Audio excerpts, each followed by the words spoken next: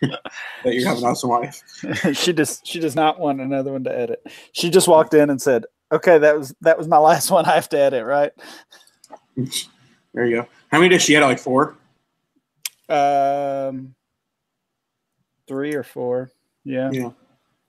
Let's see. Well, yeah, 4. She edits 3, 4 DLF, and plus Blueprint. So yeah, 4. There you go. Anything else that I tried to get news and notes and then Devy stuff. Any other news from this week? I looked on Roto World. That's all I saw was Luck, Edelman, Gronk. But it's the Gronk stuff we can go over quickly because it doesn't matter. But yeah, no, I mean I didn't see anything else. I thought that was fine. All right.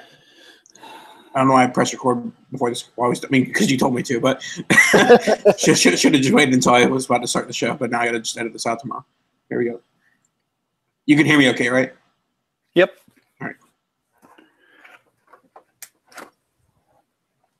Hello, everybody, and welcome to another edition of the Dice Tradecast on RotoViz Radio. Today, it's one of those things that every single time we start a show, if it's Eric always does the same intro. If it's me, I always do the same intro, basically saying that I'm not Eric. So basically, we're a broken record with whatever our intro is. But it's me, Nathan. I'm here today. And because a solo podcast would make you want to tear your ears out, I am joined by my good friend, Ryan McDowell. How's it going tonight, Ryan? It is going well. Glad to be back on with, I was going to say you guys, but it's just you, Nathan. Yeah, it's just us. It's a nice, intimate podcast scenario tonight. But I definitely appreciate that you can save the day. For once, we actually scheduled a guest a couple of days in advance, and then it was our host that ended up having to back out. Those guys, we can't count on them. But Nathan, if we had waited a week, we could have done this live in the same room. I'll be down your way very soon. There you go. I'm excited about that. So as you know, Dice Tradecast is brought to you by my FFPC. I want everyone to know that you can get a listeners-only 30% discount to a RotoViz NFL Pass through the NFL Podcast homepage. rotoviz.com/podcast. Your subscription gives you unlimited access to all of our NFL content, and it also supports the pod. You can contact us via email, rotovizradio@gmail.com, and on Twitter, @rotovizradio. RotoViz Radio and its fantastic collection of podcasts are now available on Blog Talk Radio and iTunes. You can find us along with the rest of the RotoViz shows under RotoViz Radio. And we also have our individual feed for just this show. Simply search Dynasty Tradecast, a RotoViz FF podcast, on Blog Talk Radio, iTunes, or your favorite podcast app. Click subscribe and leave us a rating and review. All righty. So let's get into our topics for today. Basically, we're going to have a couple of news and notes. And because Eric didn't show up, I was like, you know what? Eric always hates when we talk Devy because he doesn't know anything about Devy. So it's just me and you, Ryan. We can talk some Devy. So we're going to talk some Devy strategy and then an edition of Devy or the Vet as we wrap up the show. All righty, here we go. First topic of the day. This is the one that blew up the Twitter. And I feel like we've seen this topic like October of last year, and then it like dwindled, and then it happened again, and this is now June, I believe, if I get my months correctly in the summer. Andrew Luck, he threw a football today. Are you excited about that? No. It doesn't. I don't know. Maybe it makes me feel a little bit better, but for people to act comfortable or to feel comfortable about where he's at this point they're just lying to themselves, or maybe they're lying to us. I mean, it's great that he has a minimal level of progress, but to me, he's still not a sure thing to play at all in 2018 because I just don't believe anything that the Colts say at this point. And he's certainly not a lock to be ready at the beginning of the season. Yeah, at this point, I kind of see Andrew Luck, and obviously I think his price kind of raises a little bit today, but in the last month or two, Andrew Luck and his price kind of look like a year or two from now, we're going to look at like, oh my God, why didn't I buy all the Andrew Luck in April of 2018? Or, wow, I can't believe I bought all that Andrew Luck in April of 2018 because he never did anything ever again. So I think that either way, there's going to be egg on the faces of somebody here. And honestly, I'm kind of on both sides of the fence. I'm going to try and, acquire when it's super cheap, and I'm trying to sell off when I can get any sort of decent value. Just to throw into some anecdotal evidence into this conversation. In a recent startup, a best ball superflex startup, I got Andrew Luck at 408. What are your thoughts on that price? Yeah, I think that's the point. And in a super flex league, for sure, we know how hard it is to get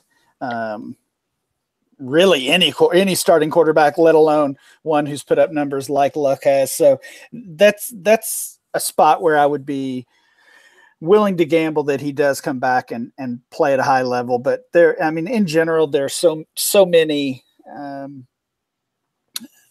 unanswered questions with this injury. And not only will he come back, but how well will he perform? How strong is that arm? And then you've got to consider the offense around him, because right now it's looking pretty ugly. Yeah, and on the flip side of that coin, I sold him in a 1 QB league recently. And this is one of those things that it's a lot easier to sell, or at least, stomach selling Andrew Luck in a 1 QB league right now, because even if he does return to form, the odds are you didn't actually just give him away for free. Like in my scenario, in an rookie auction league, I in non-Devy, I traded away Luck for Trubisky, a second and a third. So yes, if Luck turns back into Luck, that's an undersell. But I think that stomachs the risk of that, as well as just gives me a decent floor with the fact that Luck could still never return to form. So I guess thoughts on that deal. And is there any difference between your risk assessment in 1 QB versus Superflex and Luck? Oh, yeah, absolutely. I agree with what you said. And in general, it's just so easy to find a quarterback in a 1 QB league, even if you want to go with one of those veterans, and there's plenty of those at this point. So I would be much more likely to sell in a 1 quarterback league at this point. But I like the value you got there. I mean, a lot of people are pegging Trubisky for a breakout season as he heads into year 2, and to get a couple draft picks. I think you did well with that one. One thing I'm seeing kind of a disconnect with when it comes to Luck and his value is ADP, or whether it's ADP like that we have at DLF, where he is still being drafted as a top 10 quarterback, or actual startup drafts. I'm in a startup auction right now, and looks like he's basically being valued again as the top 10 quarterback still. But then when it comes to his trade value in existing leagues, that's where I really see a difference. So maybe people have a different mindset when they're building a team from scratch versus potentially trading for him. Well, certainly in a league that's been around for a few years, you've pretty much gotten nothing from Luck for 2 years. So you're more willing to, people who are impatient are more willing to say, all right, this guy's giving me nothing for 2 years. I'll trade him off, even if it's for below market value or below what they think they should accept for him. I guess while we're talking Luck, and this is their weapons are pretty barren. I believe they have Ryan Grant to go with T.Y. Hilton, and Jack Doyle at tight end. Do you have worries about Luck? I mean, about Hilton long term, or you think he's fine regardless? And then if Luck's health works out, it's more of just a bonus for Hilton. Yeah, I'm pretty concerned with Hilton based on what we saw last year. Now, I mean, if Luck comes back, and hopefully we can just throw this conversation out the window, because I'm as worried as I am, I'm hopeful, and I'm certainly pulling for him. I think he's shown he's one of the best quarterbacks that we've seen in some time, and you hate to see that talent wasted or cut short with an injury. But if he doesn't come back, or if he proves that he's not full strength, not back to 100%, then I think we have to be worried about Hilton. He had a couple splash games last year, but in general, he was not even a fantasy starter for much of the season. Yeah, and that certainly can be frustrating because, and this is a case for best ball, I guess, but it's one of those scenarios where, you got the 6 straight weeks of 8 points or less. And then when he has the 30-point game, it's like, well, damn, I just benched him this week. So yep. It's certainly a frustration you can have in the seasonal format. Yeah, that was my guy. Sorry, that was my guy, Amari Cooper, last year too. He had really same thing. Yeah, but Amari's going to bounce back. Hashtag anything for Amari. Yes, that's right. All right, let's move on to a couple of Patriots news. The first one's going to be the more concrete, and that's the Edelman suspension, suspended for the first 4 games of the season, performance-enhancing drugs. Now, Julian Edelman didn't really have any dynasty value to begin with. Yes, he had some, okay, he's a nice, win-now piece of guy you can have as your wide receiver 3, wide receiver 4. But I guess the question more so is, how does this affect the dynasty value of the pieces around him? And or if you disagree with me, do you think that this has any sort of large impact on his value? No, I actually agree with you. I mean, I think he's a guy, obviously he has roster value and in general still worthy of a start on a weekly basis in that offense. But losing him for 4 games, he's 30, I think he's 32 years old. 4 games is not going to impact his dynasty value much. If you find that it does, then you should buy him, especially if you're a contender. But the pieces around him, that's really an interesting question, because it's just always so hard to figure out what the Patriots are going to do.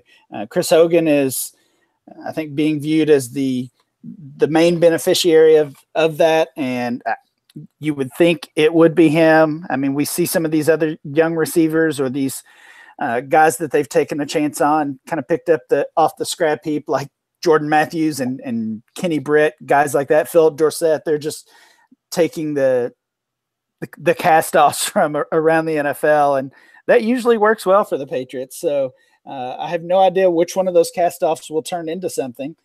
We've seen some predictions lately that Matthews wouldn't even make the final roster, make the team this year. So he would be my choice, but I don't follow the team like some of these beat writers, and they're the ones making that prediction. Yeah, it was Tommy Curran who had a 53-man roster prediction and left, I believe, both Matthews and Dorsett out of the picture. But I also believe that was right before the Edelman news. So as the Matthews optimist, I'm going to say that this suspension news is good news for Matthews, because I think that, Brady and Belichick want to have some veteran receivers that they think they can trust, and I think that Matthews fills that role.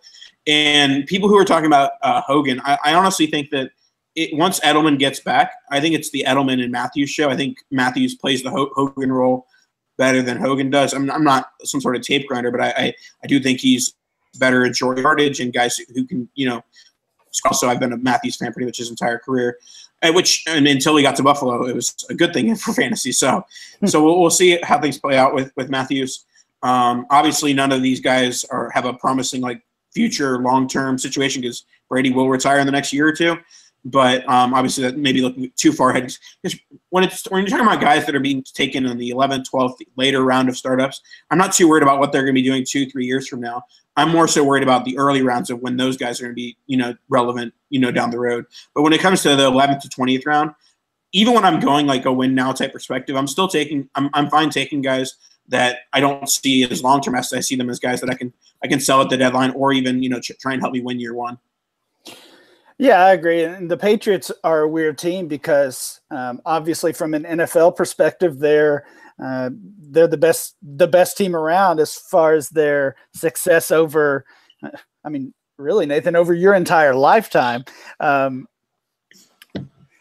It's true, though. I mean, yeah, you're right. I'm not going to lie. Yeah, the history of Brady and Belichick, and I mean, we've seen the Eagles as the reigning Super Bowl champs, but in general, the Patriots are still sitting atop the NFL on a year-to-year basis. But then when you take that dynasty perspective, I was looking at this recently, looking at our DLF ADP. They only have 3 players inside the top 100. So of course you have Gronkowski, you've got Sony Michel, who has some value as the new guy in town. But overall, this is not a team that has a lot of valuable dynasty assets overall. Yeah, and that's certainly to the point where, and we've seen them hesitant to invest at wide receiver in NFL drafts, not rookie drafts, of course. But I could see, because they have such a mess at wide receiver of, guys that are NFL players that don't quite become NFL studs. And they might learn pretty quickly that when they don't have Tom Brady, that you can't just throw out the Philip Dorsetts of the world and expect to make Super Bowls. All right, let's move on to our last Patriots bit, and we can just go over this quickly because I don't think it has much dynasty relevance. But Friday afternoon, so pretty much a week ago when you're listening to this, there was the Gronk circulation of will he get traded to the Titans? Will he get traded to the Niners? Will he get traded at all? And it seemed like it was imminent, and then it kind of just got kiboshed. Were you buying into the Gronk rumors at all? Do you think that it's still a possibility, or do you think it's more of more smoke and mirrors from fantasy Twitter or NFL Twitter? Yeah, I was totally buying in because and I was excited. Like I was ready for it. I was actually sitting in a movie when this news kind of started breaking, and instead of watching the movie, I was just scrolling through my phone and through Twitter and trying to keep up with these updates. And it wasn't just one guy who dropped a random rumor. There seemed to be multiple, again, beat writers, reporters, team sources who expected bloggers, right, who expected some type of major news, and then I guess people put two and two together and thought maybe that it was Gronkowski being traded. Who knows what really is the truth at this point? I don't think I mean, the Saints were mentioned, so I guess if he were to be traded to the Saints, maybe we wouldn't see much of a downgrade in his value, but in general, we don't want him. We don't want him on another roster as far as his fantasy and dynasty value goes. Yeah, I think that Gronk's the type of guy that he's situation agnostic. He's not going to have a huge impact and change in value no matter whether his quarterback is, Marcus Mariota, Jimmy Garoppolo, or Tom Brady. Like if he's any of those guys tight end, he's going to be a top 5 tight end in fantasy. He's going to, be one of the most targeted tight ends in the NFL. So, I mean, Gronk, the question is more so how many years or even year is he going to play more so than what team is he going to play for, which it's probably just going to be the Patriots because, so often when we hear like these rumors or, we try and predicting NFL trades is one of the biggest wastes of time ever because 99.9% of the time NFL trades don't happen. We have seen more lately though over the past year or two, and that has that's made things fun. In a lot of sports, and maybe we could include NFL in this. I definitely feel this way about NBA and baseball. The off season's the best part, right? The trades and the drafts and all the transactions and free agency. That part is the most enjoyable part, and that's kind of why we love playing Dynasty. Yeah, for sure. And the more, and obviously we've talked about your kitchen sink leagues plenty, but the more you can incorporate the offseason into your Dynasty league, the better, whether it's through, a contract league or through Devy. The more things that you can get going on in the offseason, it's just more fun to do those things, but also the fact that when you force people to log into the league page rather than just, the random login every week that people do, when there's actual real reasons to log in, more trades happen. All right, let's move on to some bit of Devy strategery. We're going to first start out with more of a broad scope, and then we'll go more specific with our game with Devy or the Vet. But just to start us off, one of the things that I think is one of the more intriguing discussions with Devy, and that is quantity versus quality. I know that this may be a bit of a broad question, but in your sense, would you rather go for those top tier guys if it sacrifices multiple Devy players? Or are you more on the side of let's just get as many chips on the table as possible? I think I've kind of gone back and forth with this, and we've seen, if it's in kitchen sink leagues or there's, it's really just a growing, I guess, subset of dynasty leagues, not only Devy leagues, but auction leagues involving Devy auctions, which are just, they're just fantastic. We love them, Nathan. But so I've kind of flipped back and forth between quantity and quality. And I think in general, it's just so tough to predict what these college players are going to do, how they're going to transition to the NFL. So if you're looking at a player pool that's relatively limited, like in kitchen sink, we're adding 36 players per year. And of course that overlaps at some time. I think I would side with the quality. If I can get 5 or 6 of these guys, but they're the last 5 or 6 of the group versus the one guy at the top, I feel like I have a better chance there. See, for me, I'm more on the side of quantity, simply because I'd rather have multiple shots in reference kitchen sink. And with the kitchen sink format, you can get dollar players, just by having a Devy spot and having a dollar, that guarantees you a player. And I've had very mixed success with it, but in years I've gotten N'Keal Harry for $1. I've gotten Sony Michel for $1. I've also gotten Nate Craig Myers and Kyle Davis and Simi Cobbs for $1. All those guys don't matter. So for me, I'm not as confident in my ability to scout Devy players that I'm not going to risk busting on the top guy, and I'll take multiple shots at, the guys in like the 20 to 25 or 20 to 30 range. And if one turns into Sony Michel or two turn into, top 15 to 20 players as far as rookie and Devy, then that's certainly, a win in my book. And so it's one of those things that I'll stomach the losses of the dollar Kyle Davis and Nate Craig Myers that never turn into anything, because I think that there's a large number of dollar guys that also are going to, blossom into guys that should be valued more towards that top of the tier. Yeah, I think that's the right way to view it. And not everybody is playing in a Devy auction league. Most people are still drafting those players, but the transition would be if you're picking in the first half of the round, maybe if you're doing just a 1 round or 2 round Devy draft, then moving down and consolidating or not consolidating, but spreading those picks out, I guess, getting multiple later picks for your one high pick might be the way to go. Yeah, and there's certainly risk involved in that, because while N'Keal Harry entering the college was a dollar player, now he's your top billing, top dollar player.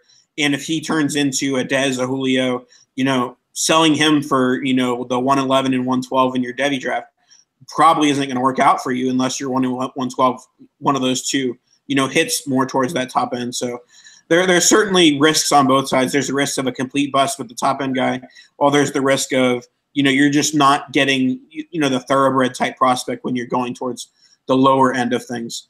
All right, this is going to be another one that highly debated in the Devy sphere. And that's more talented versus quicker to the NFL. So basically the scenario here is, do you take the sophomore who is guys entering his sophomore year that you think is, a top 5 Devy player? Or do you take the guy who's entering his junior year who you think is a top 10 to 12 guy? Yeah, it's so tough to find that balance. In general, I find myself leaning more towards the players that I can use the quickest. So those upperclassmen versus the young guys that I might have to wait a couple extra years on. But some of these players, I mean, we saw this freshman running back class last year, the wide receiver class 2 years ago. They're just so talented that you do have to find that balance, and it really becomes kind of a situational, player by player decision. But in general, if I feel like the talent is anywhere close, then obviously I want the guy who's going to be on my roster sooner. Yeah, and I also think that it depends on how many Devies are entering your league each year. So we have delayed dynasty where we have 10 enter each year, and slightly out of laziness with like searching the player pool, but also just out of pure upside, I take freshmen every single year in that league, because for the most part, the guys who are, actually good got taken in early years when they were a freshman or a sophomore. Rarely are there guys entering their junior year that are legitimate prospects available in a league that deep. So basically, the deeper you go, the more willing I am to invest in that earlier player pool, because I'm just kind of investing in the upside there. When it's a 1 or 2 round Devy draft, I see that's much less of a problem, where I'm fine investing in sophomores or juniors, kind of just evaluating the talent. But for the most part, I tend to, if I have to wait a year to get the more talented player, I'm usually fine doing that, unless I kind of see the guy. Like, it's one of those things that if I see a guy who's a junior and I think, okay, this guy's going to be a first round NFL draft pick, it's hard to really beat that. Like, 2 years out, there's so many things that can happen to that sophomore. They could, perform not as well. They could have a bad combine. There's so many things that can happen that I'm fine opting with the guy that has less obstacles in his way and who's only 1 year instead of 2 years. All right, let's move on to our next one. And this is one that I think that a lot of people struggle with, and that's do seniors lack upside? This is kind of a random anecdote here, but I remember being in a Devy draft.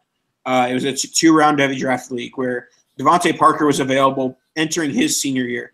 And pretty much everyone was avoiding him, not because they didn't like him as a player, but because they were like, well, he's a senior, so there must be something wrong with him. There must be a reason why he didn't enter the NFL after his junior year. And the success rate of Parker to this date, that doesn't really much to do with this discussion. But what is your opinion on seniors? Do you kind of downgrade a guy if they're for some reason still available in a Devy league and they're entering their senior season? Do you kind of raise an eyebrow like, hey, maybe you're not that good because you didn't enter the NFL? I don't necessarily do that intentionally, and I'm not sure that anybody does or at least would admit to it. But I think there's definitely like a bias in the back of our mind because, and I've written about this before, but dynasty owners, especially the ones who play Devy, we just assume that every junior is going to declare. And obviously that doesn't happen. And even the past couple of years, we've seen some surprise decisions with guys like Nick Chubb going back to school for his senior year, Bryce Love this year, and Cortland Sutton went back for an additional year. There's tons of examples over the past couple of years, especially. But I have kind of informally studied the Devy value of these players before they, I guess, opt to return to school and after. And it does seem like there is a hit to their value. And maybe I guess it is just that perception that maybe they weren't good enough to declare for the draft, or this guy's not as good as we thought he was because he wasn't able to leave after 3 years. And then part of it probably just has to do with it's another year I have to wait. You were expecting to add this guy to your main dynasty team, and now it's another year to sit with him on the taxi squad or just to carry that spot that is not really going to help you. Yeah, one example recently was actually Corey Davis, where I remember fantasy Twitter and dynasty Twitter was absolutely in love with Corey Davis after his junior year and saying, okay, this guy's going to be a top dynasty rookie pick. And then he then he stays in college for his senior year. And I'm kind of thinking, well, maybe the NFL doesn't like him as much as we do. And that's where I kind of had a cause for concern. Like, okay, maybe he's just not going to go as high in the NFL draft, which will hurt his, early targets and things of that nature. But I was wrong. Obviously, he stayed for a senior year, had another amazing year in his senior year, and then he got picked 5th overall in the NFL draft. So sometimes staying for the senior year doesn't really guarantee that the NFL doesn't like you. And I mean, these are human beings. Maybe they just wanted to finish up school. Maybe they enjoyed college. Like, I mean, it's one of those things that it's hard to really quantify. But Corey Davis staying for his senior year didn't have any it didn't hurt his dynasty or didn't hurt his NFL value at all. No, and it is just one of those things that really we should probably be taking advantage of it, right? I mean, there's guys this year, I believe his name's escaping me. I think it's David Sills, West Virginia wide receiver. He was a player that a lot of people thought might declare, might come out and be part of this class, and of course he went back to school. With Will Grier. Yes, exactly. So, those guys are going to put up big numbers, just as we saw with like Rudolph and Washington this year. A year ago, they both opted to go back to school and put up huge numbers and potentially help their stock. That's one thing we don't really know is where they might have gone in both the NFL draft and in rookie drafts versus that next year. But yeah, in Devy leagues, we should be taking advantage of that. If the perception is that Bryce Love wasn't good enough or David Sills wasn't good enough, then maybe we should buy those guys a little bit cheaper. Yeah, it'll be interesting to see once like the Devy season gets in full swing of where Bryce Love goes and compared with those 2020 running backs that many see as like the more talented players. But obviously Bryce Love's going to be producing NFL points a lot quicker than those 2020 running backs. All right, let's finish off some overall Devy talk with our freshman too risky. Obviously, I talked about how the larger the league, the more need to draft freshmen are. But let's kind of stick to more of the more traditional Devy league that most people play in. In a, let's say, 24 to 36 players enter each year, do you think freshmen are too risky? Are they worth the risk because they can explode early on? What are your thoughts on freshmen? I don't really think they're too risky because in most cases, I don't think they're being valued all that highly. If you're talking about like you said, a 2 or 3 round Devy draft, in most cases, freshmen are not going to go.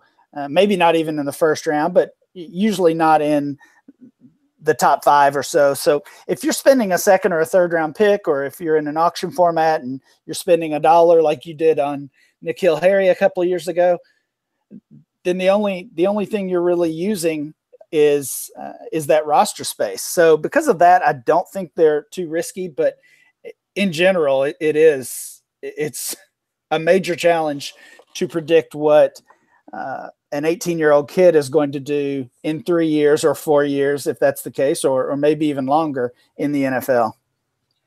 Yeah, and one of the things that I kind of struggle with, that even on the scenarios where I've hit on a freshman, it's still a waiting game. You're still waiting 3 years, possibly 4 years if they stay till your senior year, till they even score a single fantasy point.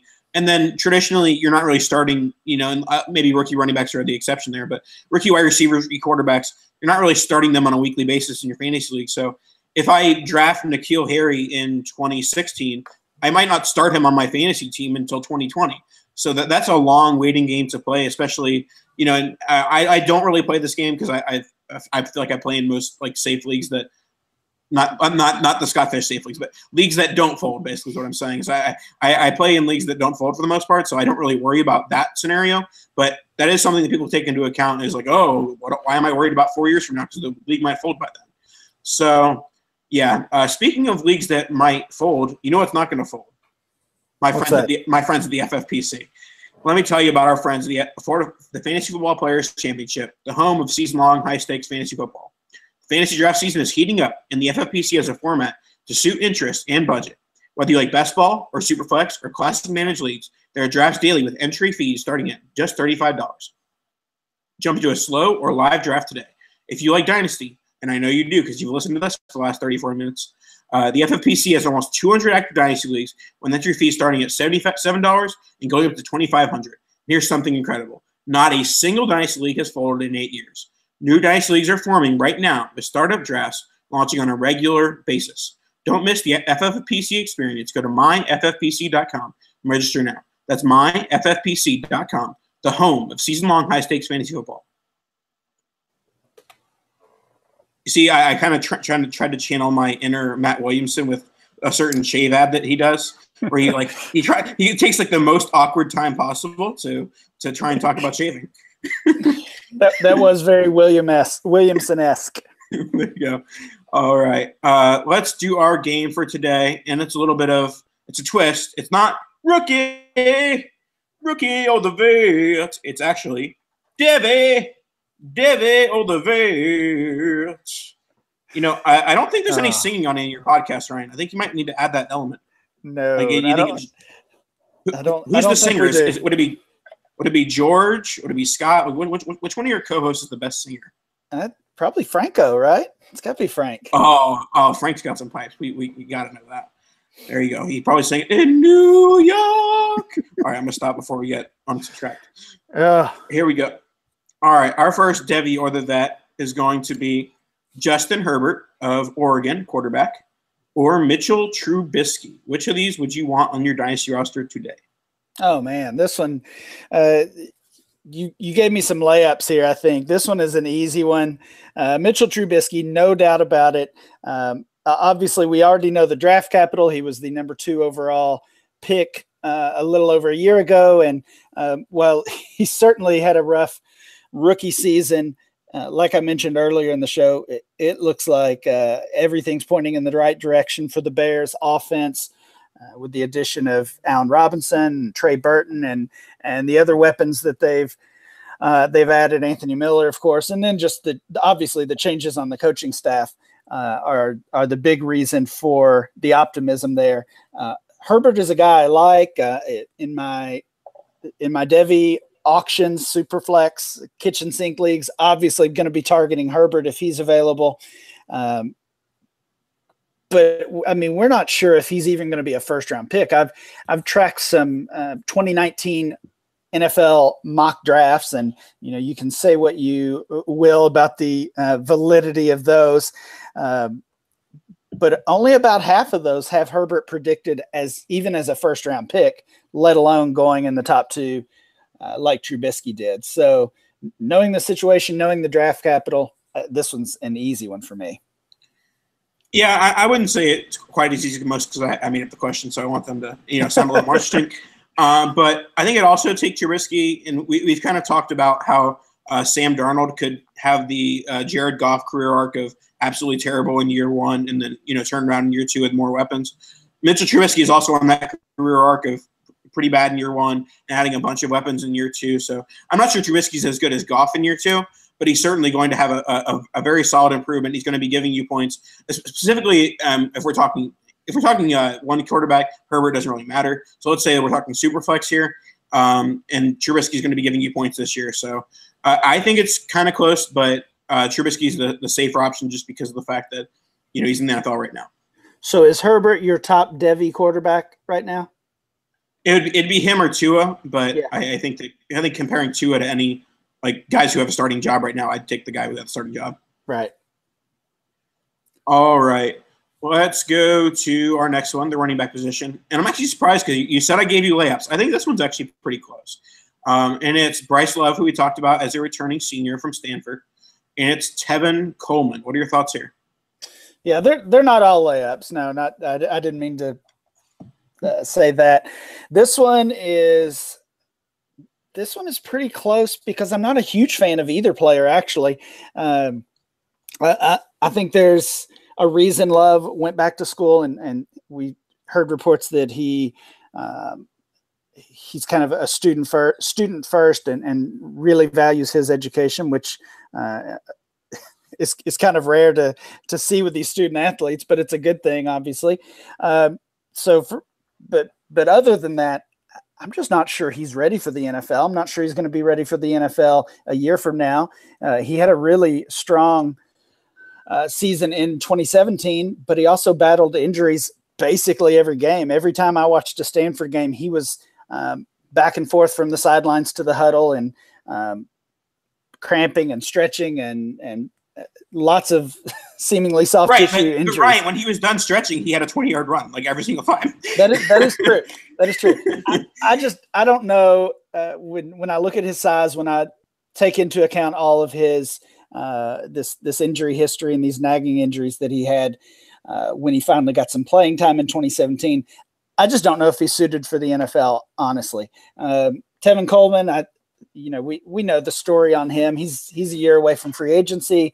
Everybody expects him to be kind of the Jerick McKinnon, except he's already carrying a lot of value, quite a bit more than McKinnon was. So, if he lands in an ideal spot like McKinnon did, and you talked about Williamson, my buddy Matt suggested maybe Le'Veon Bell is gone and Tevin Coleman lands in Pittsburgh. If that were to play out, we're talking about Tevin Coleman as maybe even as a top 10 dynasty back. So I'm going with Coleman here. Again, not huge on either guy, but as great as Bryce Love is as a college player, I'm not sure he's going to be even half that successful in the NFL.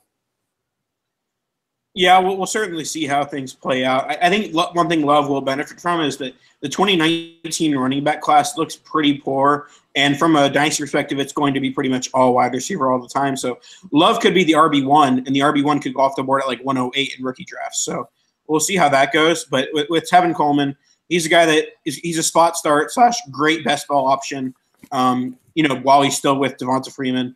And then assuming he leaves Atlanta and goes to a spot where he ends up being the lead back, even if it's a 1A, 1B instead of being the 1B, 1A, it's certainly going to be an improvement. And he'll, I'd say worst case, gets valued around that 108 range. So if I can get similar value and get the production right now, I'm certainly going to take that. So I guess we're going to continue on with we've both gone vets so far.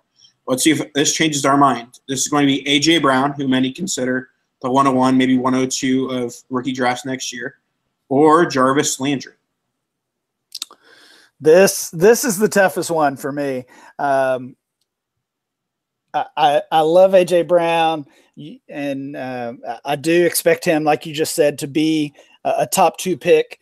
Really was happy to see him break out in his sophomore season a year ago. And even though that Ole Miss program has gone through some rough times, that he lost his quarterback, of course, and a few of his teammates with the off-field violations and scandal that they've got going. I honestly don't expect any of that to slow him down. I'm expecting another big season and do expect him to be part of that 2019 class as a top draft pick. With Landry, we know what we're getting for the most part. If there is a question, it's can he still see the same amount of volume in Cleveland that he did in Miami? It seems like there's a lot more mouths to feed. We don't know exactly what that offense is going to look like. And then when it comes down to it, for me, I think if it's this time next year and I've got the 101 or 102, would I trade that for Jarvis Landry? I don't think I would. So I'm going to go here with the Devy. I'm going to go A.J. Brown. Yeah, I'm going to continue to agree here. I'll also take A.J. Brown. And when you talk about this time next year, will you be willing to trade the 101, 102 for Landry? That's very unlikely. If you're making this trade, if you're trading A.J. Brown for Jarvis Landry today, you're doing so with the hope or the assumption or, just trying to take the risk out of the fact that Devy players are risky. They get hurt. They, just don't live up to expectations. They go lower in the draft than many fantasy people expect. So if you're making this trade today, you're kind of hoping A.J. Brown ends up more in like the 106, 107 range, in which case that'd be a win for Jarvis Landry. But if you think that he's going to be 101 or 102, I think you have to side with Brown here. Yeah, and Landry's kind of a weird case too, because even though he has all this production, he's been a top 24 wide receiver basically his entire career. And I think he was wide receiver 4 last year with just a crazy amount of volume, and finally found the end zone a lot in 2017. Despite all that, he's not really valued as an elite wide receiver. And if he does have really any kind of drop off in Cleveland, whether it's due to less volume or whatever the case might be, I just hate to see what might happen to his value then. Basically, he's performing as an elite receiver, but not valued as such. So once he does take that step back, his value could really plummet. Yeah, as soon as he has like a 70 catch for 900 yard season, Jarvis Landry's going to become like a 9th round startup pick. He really could. Maybe not that far, but I mean, he's never. I don't want to say never, but I can't remember him ever locking into that like top 24 dynasty ADP. So he's always been a 3rd or 4th rounder, even though he's put up big numbers. So we could definitely see him in the 6th, 7th round range next year. All righty, let's go with our next one and our final one, and it's going to be the tight end position, and it's going to be Noah Fant of Iowa or Trey Burton of the Chicago Bears. Now, I put this one on here because I know you're a Burton guy, and because I kind of had a feeling you might side Devy if it's really close, like we kind of did with the Jarvis A.J. Brown situation. What are your thoughts, Burton versus Fant? Yeah, this one is close for sure. The quarterback and running back, you took it easy on me, but these pass catchers are tough decisions. I mean, you have to love everything you see about Noah Fant. Big, huge guy, like 6'5", 240-ish, but he can run, he can catch, he can pretty much do it all. And I've seen some reports that this offseason he's working on his blocking, working on his route running, kind of those those next steps in refining his game. That's great to see. I talked about the 2019 NFL mock drafts, and you don't see tight ends showing up in the first round of the NFL draft very often, especially when you're talking about a year out, because it is generally tough to predict that position and how the NFL is going to value those players. But Fant showed up in the first round of several of those mocks as well. I do love Burton. You're right about that. I think he's my tight end 6 or 7 in Dynasty. So even though he's relatively unproven, I'm a big fan. He's had to kind of bide his time there in Philadelphia before he made the move this offseason to Chicago. I think he's in line for a big role there, of course, based on the payday they gave him and again, the changes that they've made to their offense. And we know the story with these young tight ends. It generally takes them 2 to 3 years to really make an impact in the NFL. And Evan Ingram is a rare commodity to see a guy come in and score as a top 12 tight end right away. In fact, he's the only one that's done that since Gronkowski, I believe. So as much as I love Fant, I think he'll be a first-round rookie pick in dynasty drafts next year. But it's not just a 1-year wait with him. It might be a 3 or 4 year wait until he really is ready to be put into starting lineup. So I'm going to go with Burton here, but it is very close. So this will be our one disagreement. I'm going to side with Fant, who is considered the tight end 1 in Dynasty right now. 16.5 yards per catch in 2017, 11 touchdowns. That's production you just don't see at the tight end position. For the most part, college tight ends don't get used. I remember back in the college DFS days that people were like, all right, like what's the absolute least I could spend at the tight end position? And that was the optimal strategy. So, but not really having anything to do with Dynasty. But so with Fant, I think that I agree with all the mock drafts and all that. He's going to be a first round, NFL draft pick, maybe early second at the worst. And then that kind of puts him in that late first, early second of Dynasty rookie drafts. So I don't see a scenario where I'd put Burton as a late first round pick next year. I'm a fan of Shaheen. I think that he's going to get some targets in that Chicago offense. And that Chicago offense went from an offense that was like targeting Kendall Wright a bunch of times to now that it's kind of spread out a lot. There's going to be Anthony Miller, Allen Robinson, Shaheen, and Burton. So I think that there's a case to be made that it's going to be difficult for Burton to find consistent targets for fantasy. So in that case, I'm going to shoot for the upside with Fant. But it's one of those scenarios that if Shaheen just doesn't end up being relevant fantasy and Burton ends up being the receiving tight end there, I can certainly be proven wrong pretty quickly. Yeah, that's definitely a fair case. I do think just looking at this current rookie class, I do think Burton is worth in that range, late first, early second. And if he has a big year, he could be again, if we're talking about next year's draft picks. But yeah, that's a fair case. I do love Noah Fant. I'm excited to see him this year. Yeah, I mean, I guess we can wrap up with kind of a spin towards our Devy conversation to begin with. What are your thoughts on investing at tight end? Do you just rarely do it? I know that OJ Howard was selected in a few Devy leagues, but for the most part, I've never really seen Devy invest. Oh, I saw Goddard taken in a few leagues last year. But for the most part, I don't really see tight end taken. Do you ever dive into the tight end pool, or you kind of just wait until they're rookies for that? Yeah, I typically wait until they're rookies. I think it is hard to predict tight ends, how they're going to be used. A lot of the tight ends that do put up numbers in college, maybe they're just a product of their offense. And I guess the good thing for us as fantasy players is we're starting to see the NFL kind of ignore blocking. The thing for so long was if a tight end can't pass block or can't run block, then he's not going to see the field. That's kind of going away a little bit in some cases, which is a good thing for us. It'll make things a little bit easier. And guys like Evan Ingram and we've got a couple this year who are not well known for their blocking, but are still expected to get on the field pretty quickly.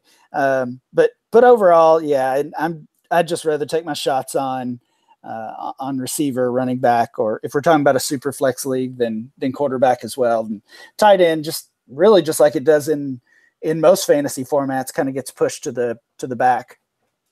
Yeah, and one thing to talk about the blocking thing, this kind of more just as a Tampa thing, but I heard last year that people were knocking O.J. Howard because of his blocking. Like, he's one of the best blocking tight ends in the NFL. And so people were like, well, Cameron Brate's going to get the receiving targets, and now Howard's going to be always the one staying back. For me, if a tight end is a good blocker, they're going to be on the field more, which is good for their fantasy value. So yeah. I thought that was amusing as a knock on Howard. Oh, he's too good of a blocker to be a receiving tight end. Yeah, that's I don't know. I guess when you are down on a player for whatever reason, you'll kind of find any reason to knock them or to I don't know, to put them down, I guess. Yeah, for sure. All right, Ryan, I'd like to thank you very much. And before I sign off for the show, I just want to remind you to rate and review the RotoViz Dynasty Tradecast on RotoViz Radio on iTunes. It's good stuff. And Ryan, thank you for coming on. And anything you need to plug? No, I don't think so. You know where to find me. Well, then I'll do it for you. You have a fantastic new duo of George Kritikos and Ryan McDowell on the Player Raider podcast. I've listened to the first 2 episodes, both very excellent. Bull Rush, one of my favorite podcasts on the planet. And I'm forgetting one. Oh, Dynasty Blueprint with Matt Williamson, which I mentioned earlier. So there you go. Thanks, Nathan. Yep. All right. Everybody, thanks for listening, and have a great night.